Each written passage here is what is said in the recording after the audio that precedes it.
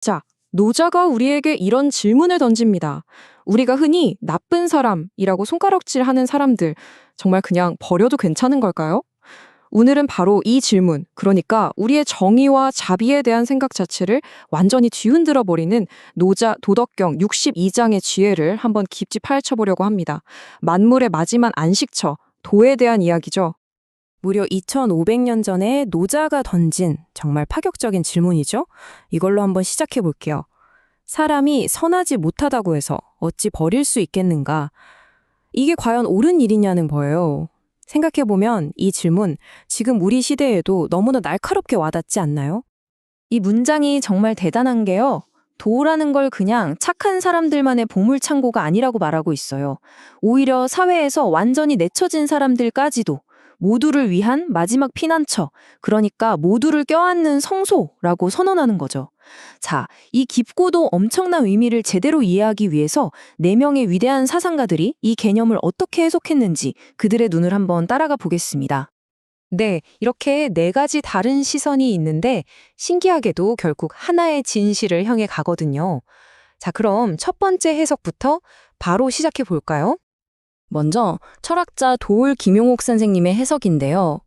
돌을 마치 어머니의 품처럼 따뜻한 아랫목에 비유하셨어요. 한번 상상해 보세요. 밖에서 내가 무슨 일을 겪었든 어떤 큰 잘못을 저질렀든 아무것도 묻지 않고 그냥 들어와서 차가운 몸 녹이고 편히 쉴 수 있는 그런 무조건적인 공간. 바로 그곳이 도라는 겁니다. 정말 따뜻한 비유죠? 다음으로 사상가 함석헌 선생님은 여기서 한 걸음 더 나아가세요. 이 도의 개념을 정치적이고 사회적인 의미로까지 확 끌어당기는 거죠. 도라는 건 그냥 마음의 안식처가 아니라 부당한 권력에 맞서다 박해받고 쫓기는 사람들을 위한 실제적인 숨김터이자 일종의 저항의 공간이 된다는 겁니다. 말 그대로 사회적 약재들의 마지막 보루, 마지막 피난처인 셈이죠. 그럼 이걸 현대 심리학의 눈으로 보면 어떨까요?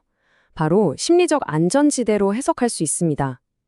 우리가 어떤 관계 안에서 이 사람 앞에서는 내가 어떤 말을 해도 어떤 모습을 보여도 비난받지 않겠구나 하는 그 완전한 안정감을 느낄 때 있잖아요.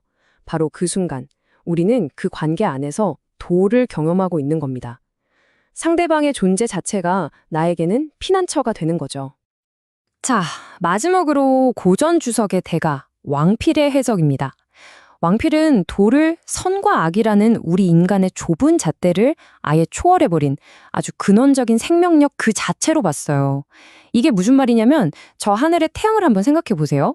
태양이 저 사람은 착하니까 빛을 더 줘야지, 저 사람은 나쁘니까 빛을 주지 말아야지 하고 구분하나요? 아니죠. 그냥 모든 존재에게 똑같이 빛을 비추잖아요.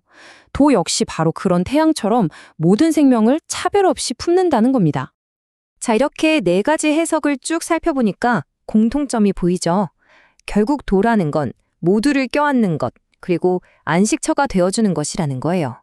그런데 여기서 질문이 생깁니다. 노자는 대체 왜 이게 세상 그 어떤 것보다 가장 귀하고 가치 있는 선물이라고 말했을까요? 그 비밀은 바로 오라는 한 글자에 숨어 있습니다. 이 글자가 정말 재미있는데 어떤 법이나 규칙을 말하는 게 아니에요. 바로 집 안에서 가장 깊숙하고 가장 따뜻하고 또 가장 신성하게 여기는 공간을 뜻합니다. 그러니까 이 모든 해석들이 결국 안식처라는 하나의 이미지로 딱 만나게 되는 거죠. 노자는 이렇게 말하는 거예요. 임금님한테 세상에서 제일 비싼 옥구슬이나 4마리 말이 끄는 멋진 마차를 바치는 것보다 진짜 최고의 선물은 따로 있다는 겁니다. 그게 뭐냐? 그냥 조용히 앉아서 이 도를 전해주는 것. 다시 말해서 어떤 판단도 없이 상대를 온전히 받아들여주는 그 태도, 그 존재 자체를 선물하는 거죠. 이건 뭐 돈으로 살 수 있는 물질이나 번지르르한 말로는 절대 줄 수 없는 그런 궁극의 가치라는 이야기입니다. 보세요. 접근하는 방식은 조금씩 다를 수 있어요. 도울 선생님처럼 어머니의 사랑으로 품든 함석헌 선생님처럼 정치적인 연대로 손을 잡든 아니면 심리적인 안전지대가 되어주든 하지만 핵심은 결국 하나로 통합니다. 그 사람이 부족하다고 해서 선하지 않다고 해서 거부하고 내치는 게 아니라 어떻게든 품어야 한다는 것. 바로 이겁니다. 그러니까 이 네 가지 관점을 쫙 모아보면 결론은 아주 명확해집니다. 도가 우리에게 가르쳐주는 최고의 지혜는 바로 무조건적인 수용이라는 것. 그리고 그 도라는 성소는요, 문 앞에서 당신 들어올 자격 있습니까? 하고 자격증을 검사하는 법이 절대 없다는 겁니다. 자, 지금까지는 약간 철학적인 탐구였죠? 그럼 이제부터가 진짜 중요합니다. 이렇게 심오하고 위대한 고대의 지혜를 그냥 머리로만 아는 게 아니라 오늘 당장 우리의 삶 속으로 어떻게 가져올 수 있을까? 철학을 넘어서 진짜 실천의 영역으로 한번 들어가 보겠습니다. 바로 이 지점에서 본질적인 질문이 떠오릅니다. 우리는 어떻게 하면 다른 사람을 끊임없이 판단하는 심판자의 자리에서 내려와서 노자가 말한 바로 그 피난처가 되어줄 수 있을까요? 그 해답은 의외로 단순하지만 정말 강력한 실천법 하나에 있습니다. 바로 판단 없는 포옹입니다. 이 지혜를 오늘 당장 내 삶에서 실천해 볼 수 있는 구체적인 방법 3가지를 제안해 볼게요.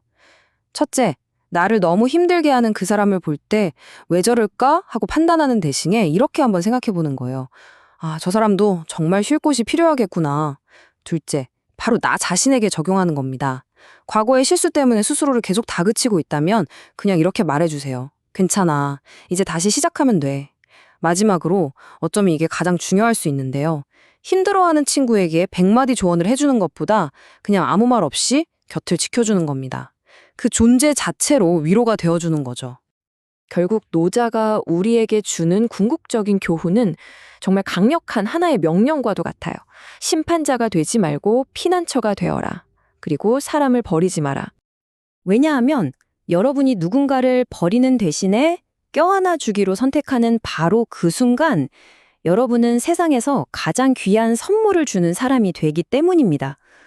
바로 여러분 자신이 다른 누군가에게는 살아 숨쉬는 도, 그 자체, 즉 따뜻한 피난처가 되어주는 겁니다. 마지막으로 이 질문을 여러분께 남기면서 마무리할까 합니다. 오늘 여러분의 삶 속에서 누가 당신이라는 따뜻한 아랫목을 간절히 기다리고 있을까요?